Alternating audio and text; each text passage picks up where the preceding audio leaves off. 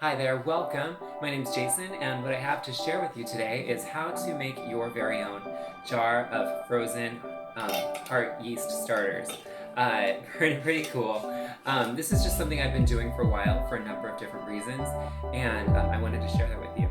So essentially what you're going to need for this, and I pretty much did a lot of it already, so I'm just going to walk you through with what I did. So you're going to need a pair of scissors, and you're going to need a Ziploc bag, your silicone mold to pour the starter into in these silicone heart molds.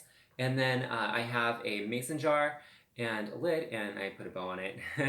Anyways, what you do is, so what I just did just now is I filled this bag up with an active yeast starter that I own. If you don't have one, maybe one of your family or friends has one. These are also available online, or at least I would imagine they would be. This is a sourdough starter. It's what you use to make leavened bread. And so what you do is you fill up your Ziploc bag, cut off the end, and then I essentially kind of just piped it into this mold. And if for whatever reason your starter is too liquidy, just add unbleached white flour to it, and let that sit for like 30 minutes to an hour.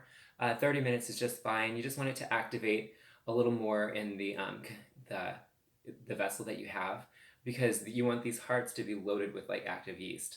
And so you let that happen, and then you pour them into the mold. You freeze them. So pretty simple, right? It's like making ice cubes. And then what you end up with is these frozen hearts. And I'll show you what they look like. It's just the same thing as the hearts in there, but there they are. They're pretty cool. And what's really neat about these is they're so easy to share, and it's wonderful to share like a sourdough starter with your family and friends, because you can give it to them and they can indefinitely, as long as they feed it and store it properly, they can keep it alive and make bread out of it.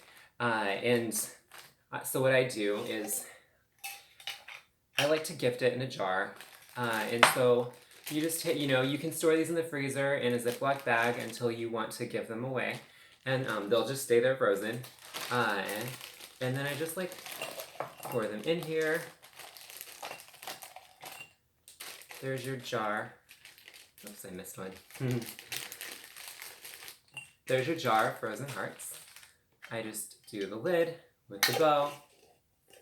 So easy, right? So yeah, and you could make a number of these. I wouldn't put them in the jars until shortly before you are gifting them away, just because the jars take up more space in the freezer. But these should be just fine in the freezer, because these are already frozen hearts. It's not like a liquid that's going to expand and affect this glass. So there's your jar of frozen sourdough starter hearts. And yeah, it's as easy as that. I also like to do this because it's nice to have a backup of frozen yeast in the freezer if for whatever reason anything were to ever happen to the yeast that you have active, that you feed and store in your refrigerator while you're actively making bread. But stay tuned for my video on how to activate these hearts and feed and care for your sourdough starter.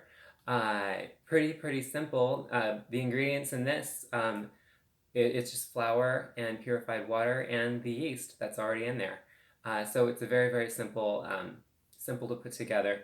You will need to use some diligence and care to keep it going and to make bread with it.